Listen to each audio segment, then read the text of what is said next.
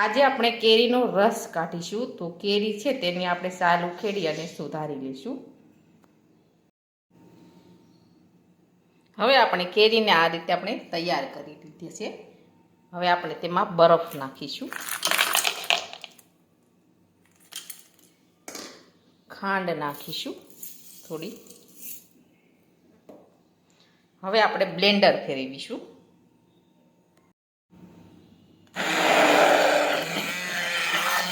હવે આ રીતે આપણે બ્લેન્ડર છે તે ફેરવી લઈશું.